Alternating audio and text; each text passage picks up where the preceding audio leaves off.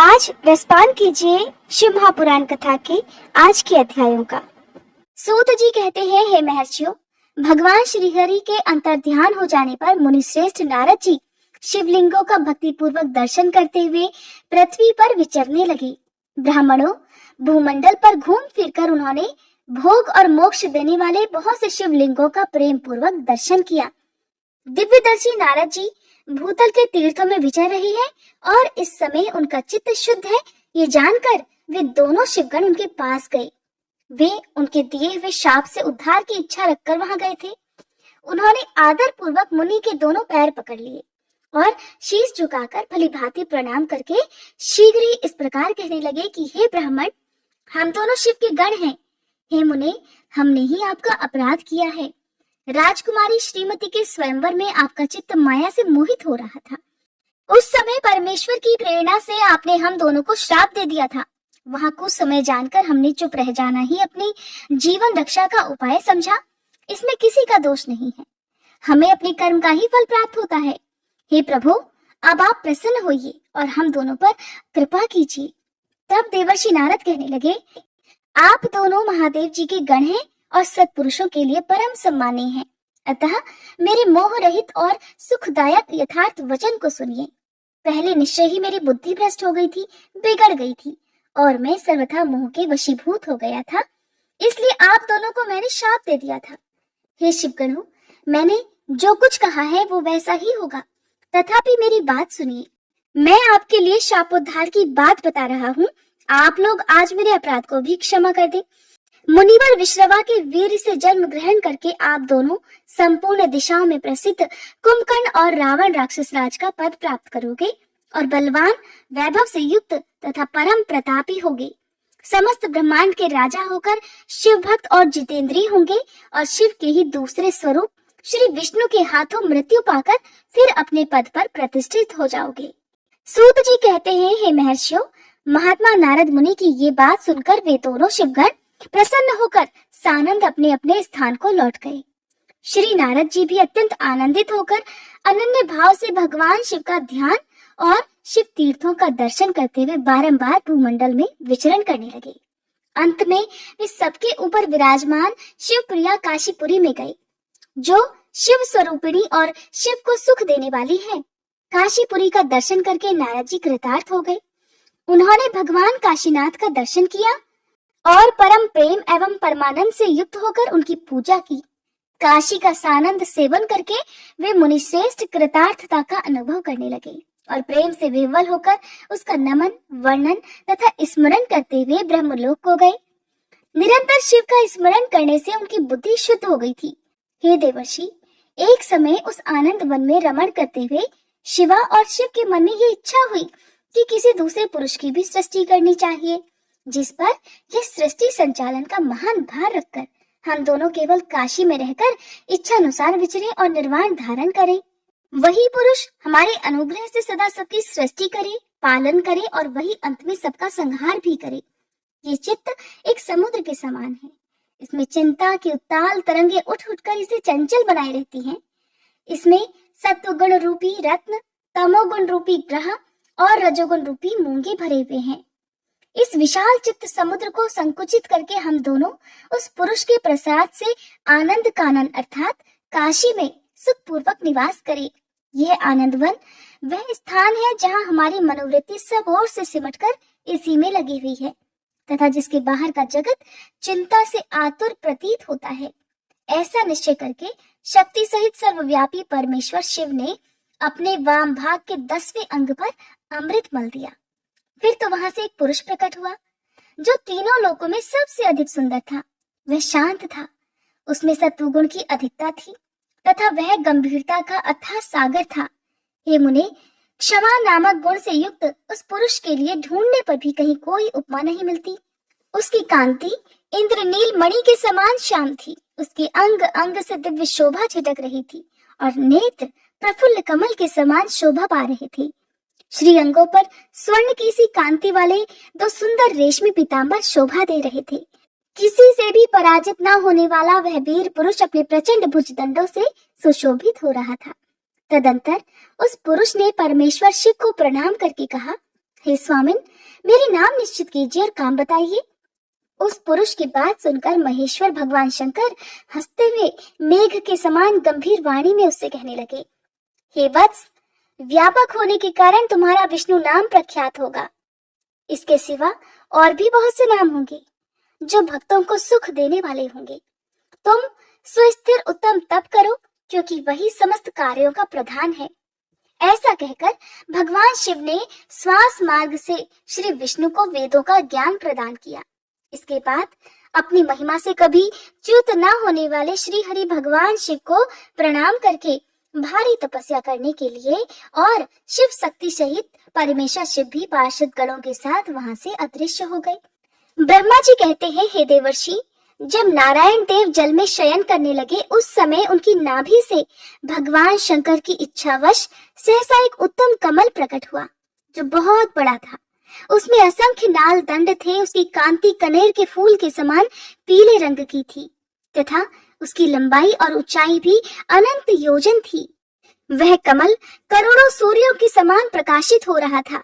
सुंदर होने के साथ ही संपूर्ण तत्वों से युक्त था और अत्यंत अद्भुत परम रमणीय दर्शन के योग्य तथा सबसे उत्तम था। तत्पश्चात कल्याणकारी परमेश्वर सांब सदाशिव ने पूर्ववत प्रयत्न करके मुझे अपने दाहिने अंग से उत्पन्न किया। हे मुने, उन महेश्वर ने मुझे तुरंत ही अपनी माया से मोहित करके नारायण देव के नाभि कमल में डाल दिया और लीला पूर्वक मुझे वहां से प्रकट किया। इस प्रकार उस कमल से पुत्र के रूप में मुझ हिरण्य गर्भ का जन्म हुआ। मेरे 4 मुख हुए और शरीर की कांति लाल हुई। मेरे मस्तक त्रिपुंड की रेखा से अंकित थे। हे तात, भगवान शिव की माया से मोहित होने के कारण मेरी ज्ञान शक्ति इतनी दुर्बल हो रही थी कि मैंने उस कमल के सिवा दूसरे किसी को अपने शरीर का जनक या पिता नहीं जाना। मैं कौन हूँ, कहाँ से आया हूँ, मेरा कार्य क्या है, मैं किसका पुत्र होकर उत्पन्न हुआ हूँ और किसने इस समय मेरा निर्माण किया है। इस प्रकार संशय में पड़े हुए मेरे मन में ये विचार उत्पन्न हुआ कि मैं किस लिए मोह में पड़ा हुआ हूँ। जिसने मुझे उत्पन्न किया है उसका पता लगाना तो बहुत ही सरल है। इस कमल पुष्प का जो पत्र युक्त नाल है उसका उद्गम स्थान इस जल के भीतर नीचे की ओर है। जिसने मुझे उत्पन्न किया है वो पुरुष भी वही होगा, इसमें कोई संशय नहीं। ऐसा निश्चय कर मैंने अपने को कमल से नीचे उतारा। हे मुनि, मैं उस कमल की एक एक नाल में गया और सैकड़ों वर्षों तक वहां भ्रमण करता रहा, किंतु कहीं भी उस कमल के उद्गम का उत्तम स्थान मुझे मिला ही नहीं।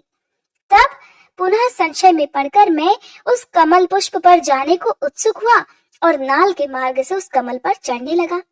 इस तरह बहुत ऊपर जाने पर भी मैं उस कमल के कोश को नहीं पा सका। उस दशा में मैं और भी मोहित हो गया। हे मुने, उस समय भगवान शिव की इच्छा से परम मंगलमयी उत्तम आकाशवाणी प्रकट हुई जो मेरे मोह का विध्वंस करने वाली थी। उस वाणी ने कहा, तप करो। उस आकाशवाणी को सुनकर मैंने अपने जन्मदाता पिता का दर्शन करने के लिए उस समय पुनः प्रयत्न पूर्वक 12 वर्षों तक घोर तपस्या की। तब मुझ पर कृपा करने के लिए ही 4 भुजाओं और सुंदर नेत्रों से सुशोभित भगवान विष्णु वहां सहसा प्रकट हो गए। उन परम पुरुष ने अपने हाथों में शंख, चक्र, गदा और पद्म धारण कर रखे थे। उनके सारे अंग सजल जलधर के समान श्याम कांति से सुशोभित थे। उन परम प्रभु ने सुंदर पीतांबर पहन रखा था। उनके मस्तक आदि अंगों में मुकुट आदि महामूल्यवान आभूषण शोभा पाते थे। उनका मुखारविंद प्रसन्नता से खिला हुआ था। मैं उनकी छवि पर मोहित हो रहा था। वे मुझे करोड़ों कामदेवों के समान मनोहर दिखाई दिए। उनका वह अत्यंत सुंदर रूप देखकर मुझे बड़ा आश्चर्य हुआ। वे सांवली और सुनहरी आभा से उद्भासित हो रहे थे। उस समय उन सद सत्व स्वरूप परमात्मा 4 भुजा धारण करने वाले महाबाहु नारायण देव को वहां उस रूप में अपने साथ देखकर मुझे बड़ा हर्ष हुआ। तदंतर उन नारायण देव के साथ मेरी बातचीत प्रारंभ हुई। भगवान शिव की लीला से वहां हम दोनों में कुछ विवाद छिड़ गया। उसी समय हम लोगों के बीच में एक महान अग्नि स्तंभ अर्थात ज्योतिर्मय लिंग प्रकट हुआ। मैंने और श्री विष्णु ने क्रमशः ऊपर और नीचे जाकर उसके आदि अंत का पता लगाने के लिए बड़ा प्रयत्न किया, परंतु हमें कहीं भी उसका कोई और छोर नहीं मिला। मैं थककर ऊपर से नीचे लौट आया और भगवान विष्णु भी उसी तरह नीचे से ऊपर आकर मुझसे मिले। हम दोनों शिव जी की माया से मोहित थे। श्री हरि ने मेरे साथ आगे पीछे से और अगल बगल से परमेश्वर शिव को प्रणाम किया। फिर वे सोचने लगे, ये क्या वस्तु है? इसके स्वरूप का निर्देश नहीं किया जा सकता, क्योंकि ना तो इसका कोई नाम है, ना कर्म ही है। लिंग रहित तत्व ही यहाँ लिंग भाव को प्राप्त हो गया है। ध्यान मार्ग में भी इसके स्वरूप का कुछ पता नहीं चलता। इसके बाद मैं और श्री हरि दोनों ने अपने चित्त को स्वस्थ करके उस अग्नि स्तंभ को प्रणाम करना आरंभ कर दिया। हम दोनों कहने लगे, हे महाप्रभु, हम आपके स्वरूप को नहीं जानते। आप जो कोई भी क्यों न हो, आपको हमारा नमस्कार है। हे महेशान, आप शीघ्र ही हमें अपने यथार्थ रूप का दर्शन कराइए। हे मुनिश्रेष्ठ, इस प्रकार अहंकार से आविष्ट हुए हम दोनों ही वहां नमस्कार करने लगे। ऐसा करते हुए हमारे 100 वर्ष बीत गए। अब जानिए कि किस प्रकार ब्रह्मा और विष्णु को भगवान शिव के शब्दमय शरीर का दर्शन हुआ। श्री ब्रह्मा जी कहते हैं, हे मुनिश्रेष्ठ नारद, इस प्रकार हम दोनों देवता गर्व रहित होकर निरंतर प्रणाम करते रहे। हम दोनों के मन में एक ही अभिलाषा थी कि इस ज्योतिर्लिंग के रूप में प्रकट हुए परमेश्वर प्रत्यक्ष दर्शन दे। भगवान शंकर दीनों के प्रतिपालक, अहंकारियों का गर्व चूर्ण करने वाले तथा सबके अविनाशी प्रभु हैं। वे हम दोनों पर दयालु हो गए। उस समय वहां उन सुर श्रेष्ठ से ओम ओम ऐसा शब्द रूप नाद प्रकट हुआ, जो स्पष्ट रूप से सुनाई देता था। जोर जोर से प्रकट होने वाले उस शब्द के विषय में ये क्या है, ऐसा सोचते हुए समस्त देवताओं के आराध्य में भगवान विष्णु मेरे साथ संतुष्ट चित्त से खड़े रहे। वे सर्वथा वैरभाव से रहित थे। उन्होंने लिंग के दक्षिण भाग में सनातन आदिवर्ण आकार का दर्शन किया, उत्तर भाग में उकार का, मध्य भाग में मकार का और अंत में ओम इस नाद का साक्षात दर्शन और अनुभव किया। दक्षिण भाग में प्रकट हुए आदिवर्ण आकार को सूर्य मंडल के समान तेजोमय देखकर जब उन्होंने उत्तर भाग में दृष्टिपात किया, तब वहां उकार वर्ण अग्नि के समान दीप्तशाली दिखाई दिया। हे मुनिश्रेष्ठ, इसी तरह उन्होंने मध्य भाग में मकार को चंद्रमंडल के समान उज्जवल कांति से प्रकाशमान देखा। तदंतर जब उसके ऊपर दृष्टि डाली, तब शुद्ध स्फटिक मणि के समान निर्मल प्रभा से युक्त, तुरीयातीत, अमल, निष्कल, निरुपद्रव, निर्द्वंद, अद्वितीय, शून्यमय, बाह्य और अभ्यंतर के भेद से रहित, बाह्य अंतर भेद से युक्त, जगत के भीतर और बाहर स्वयं ही स्थित, आदि मध्य और अंत से रहित, आनंद के आदि कारण तथा सबके परम आश्रय, सत्य आनंद और अमृत स्वरूप पर ब्रह्म का साक्षात्कार किया। उस समय श्री हरि ये सोचने लगे कि ये अग्नि स्तंभ यहाँ कहाँ से प्रकट हुआ है। हम दोनों फिर इसकी परीक्षा करें। मैं इस अनुपम अनंत स्तंभ के नीचे जाऊंगा, ऐसा विचार करते हुए श्री हरि ने वेद और शब्द दोनों के आवेश से युक्त विश्वात्मा शिव का चिंतन किया। तब वहां एक ऋषि प्रकट हुए, जो ऋषि समूह के परम सार रूप माने जाते हैं। उन्हीं ऋषि के द्वारा परमेश्वर श्री विष्णु ने जाना कि इस शब्द ब्रह्ममय शरीर वाले परम लिंग के रूप में साक्षात पर ब्रह्म स्वरूप महादेव जी ही यहाँ प्रकट हुए हैं। ये चिंता रहित अथवा अचिंत्य रुद्र हैं। जहाँ जाकर मन सहित वाणी उसे प्राप्त किए बिना ही लौट आती है, उस पर ब्रह्म परमात्मा शिव का वाचक एकाक्षर अर्थात प्रणव ही है। वह स्वर्णमय अंड के रूप में ही बताने योग्य था।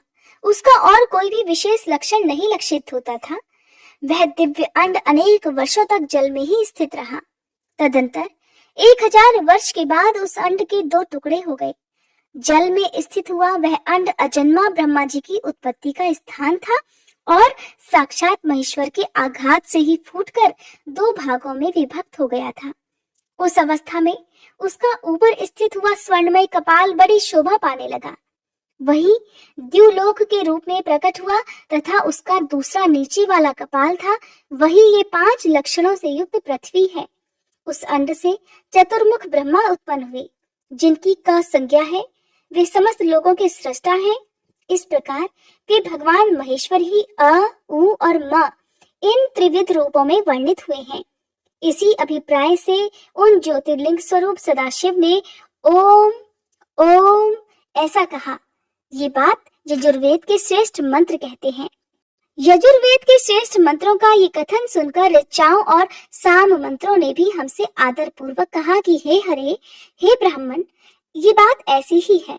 इस तरह देवेश्वर शिव को जानकर श्री हरि ने शक्ति संभूत मंत्रों द्वारा उत्तम एवं महान अभ्युदय से शोभित होने वाले उस महेश्वर देव का स्तवन किया। इसी बीच में मेरे साथ विश्वपालक भगवान विष्णु ने एक और भी अद्भुत और सुंदर रूप देखा। हे मुने, वह रूप 5 मुखों वाला और 10 भुजाओं से अलंकृत था। उसकी कांति कर्पूर के समान गौर थी। वह नाना प्रकार की छटाओं से छविमान और भांति भांति के आभूषणों से विभूषित था। उस परम उदार महापराक्रमी और महापुरुष के लक्षणों से संपन्न अत्यंत उत्कृष्ट रूप का दर्शन करके मैं और श्री हरि दोनों कृतार्थ हो गए। तत्पश्चात परमेश्वर भगवान महेश प्रसन्न हुए और अपने दिव्य शब्दमय रूप को प्रकट करके हंसते हुए खड़े हो गए। तदंतर नारद जी के पूछने पर ब्रह्मा जी कहने लगे, हे मुने, हमें पूर्वोक्त आदेश देकर जब महादेव जी अंतर्ध्यान हो गए, तब मैं उनकी आज्ञा का पालन करने के लिए ध्यान मग्न होकर कर्तव्य का विचार करने लगा। उस समय भगवान शंकर को नमस्कार करके श्री हरि से ज्ञान पाकर परमानंद को प्राप्त हो मैंने सृष्टि करने का निश्चय किया। तात भगवान विष्णु भी वहां सदाशिव को प्रणाम करके मुझे आवश्यक उपदेश देकर तत्काल अदृश्य हो गए। वे ब्रह्मांड से बाहर जाकर भगवान शिव की कृपा प्राप्त करके वैकुंठ धाम में जा पहुंचे और सदा वहीं रहने लगे। मैंने सृष्टि की इच्छा से भगवान शिव और विष्णु का स्मरण करके पहले के रचे हुए जल में अपनी अंजलि डालकर जल को ऊपर की ओर उछाला। इससे वहां एक अंड प्रकट हुआ जो 24 तत्वों का समूह कहा जाता है।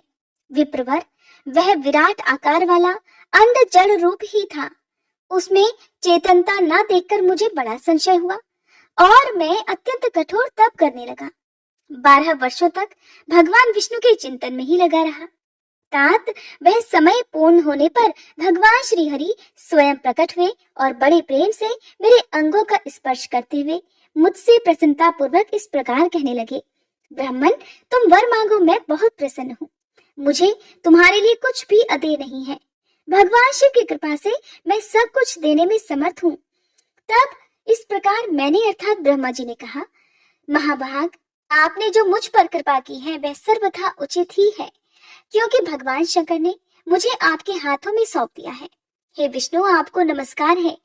आज मैं आपसे जो कुछ भी मांगता हूँ उसे दीजिए। हे प्रभु, ये विराट रूप 24 तत्वों से बना हुआ अंड किसी तरह चेतन नहीं हो रहा है, जड़ी भूत दिखाई देता है। हे हरे, इस समय भगवान शिव की कृपा से आप यहाँ प्रकट हुए हैं, अतः शंकर की सृष्टि शक्ति या विभूति से प्राप्त हुए इस अंड में चेतनता लाइए। मेरे ऐसा कहने पर शिव की आज्ञा में तत्पर रहने वाले महाविष्णु ने अनंत रूप का आश्रय ले इस अंड में प्रवेश किया।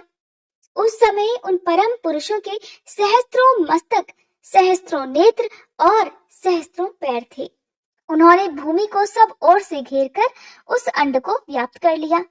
मेरे द्वारा भलीभांति स्तुति की जाने पर जब श्री हरि ने उस अंड में प्रवेश किया, तब वह 24 तत्वों का विकार रूप अंड सचेतन हो गया। पाताल से लेकर सत्यलोक तक की अवधि वाले उस अंड के रूप में वह साक्षात श्री हरि ही विराजने लगे। उस विराट अंड में व्यापक होने से ही वे प्रभु वैराज पुरुष कहलाए। श्री ब्रह्मा जी कहते हैं, हे देवर्षि, सनक आदि मेरे 4 मानस पुत्र हैं जो मुझ ब्रह्मा के ही समान हैं। वे महान वैराग्य से संपन्न तथा उत्तम व्रत का पालन करने वाले हुए। उनका मन सदा भगवान शिव के चिंतन में ही लगा रहता है। वे संसार से विमुख और ज्ञानी हैं। उन्होंने मेरे आदेश देने पर भी सृष्टि के कार्य में मन नहीं लगाया। हे मुनि श्रेष्ठ नारद, सनक आदि कुमारों के दिए हुए नकारात्मक उत्तर को सुनकर मैंने बड़ा भयंकर क्रोध प्रकट हुआ। उस समय मुझ पर मोह छा गया। उस अवसर पर मैंने मन ही मन भगवान श्री हरि का ध्यान किया और वे शीघ्र ही आ गए और उन्होंने मुझे समझाते हुए कहा, तुम भगवान शिव की प्रसन्नता के लिए तप करो। मुनि श्रेष्ठ, जब श्री हरि ने मुझे ऐसी शिक्षा दी, तब मैं महाघोर और उत्कृष्ट तप करने लगा। सृष्टि के लिए तपस्या करते हुए मेरी दोनों भौहें और नासिका के मध्य भाग से, जो उनका अपना ही अभिमुक्त नामक स्थान है, महेश्वर की 3 मूर्तियों में से अन्यतम पूर्णांश, सर्वेश्वर और दयासागर भगवान शिव अर्धनारीश्वर स्वरूप में प्रकट हुए। जो जन्म से रहित तेज की राशि, सर्वज्ञ तथा सर्वदृष्टा है, उन नील लोहित नामधारी साक्षात उमा वल्लभ शंकर को सामने देख बड़ी भक्ति से मस्तक झुका उनकी स्तुति करके मैं बड़ा प्रसन्न हुआ और उन देव देवेश्वर से बोला, हे प्रभु, आप भांति भांति के जीवों की सृष्टि कीजिए। मेरी यह बात सुनकर उन देवाधिदेव महेश्वर रुद्र ने अपने ही समान बहुत से रुद्र गणों की सृष्टि की। तब मैंने अपने स्वामी महेश्वर महारुद्र से फिर कहा, देव, आप ऐसे जीवों की सृष्टि कीजिए जो जन्म और मृत्यु के भय से युक्त हो। मुनिश्रेष्ठ मेरी ऐसी बातें सुनकर करुणा सागर महादेव जी हंस पड़े और तत्काल इस प्रकार कहने लगे, विधाता, मैं जन्म और मृत्यु के भय से युक्त अशोभन जीवों की सृष्टि नहीं करूंगा, क्योंकि वे कर्मों के अधीन हो दुख के समुद्र में डूबे रहेंगे। मैं तो दुख के सागर में डूबे हुए उन जीवों का उद्धार मात्र करूंगा। गुरु का स्वरूप धारण करके उत्तम ज्ञान प्रदान कर उन सबको संसार सागर से पार करूंगा। हे प्रजापते, दुख में डूबे हुए सारे जीव की सृष्टि तो तुम ही करो। मेरी आज्ञा से इस कार्य में प्रवृत्त होने के कारण तुम्हें माया नहीं बांध सकेगी। मुझसे ऐसा कहकर श्रीमान भगवान नीललोहित महादेव मेरे देखते ही देखते अपने पार्षदों के साथ वहां से तत्काल तिरोहित अर्थात अंतर्ध्यान हो गए। आज का अध्याय समाप्त हुआ। अगले अध्याय में आप जानेंगे कि किस प्रकार एक दुराचारी और जुआरी ने एक बार शिव मंदिर में जाकर वहां से नैवेद्य चुराने की इच्छा प्रकट की और वहां अपने वस्त्रों को जलाकर उजाला किया। इस प्रकार अनजाने में किए गए दीपदान से उसे जो फल मिला, क्या वो प्राण दंड था या उसके सभी कुकर्मों का अंत हो गया, उसके पापों की मुक्ति हो गई थी? ये सब जानने के लिए आप कृपया आने वाली वीडियो को जरूर देखिएगा।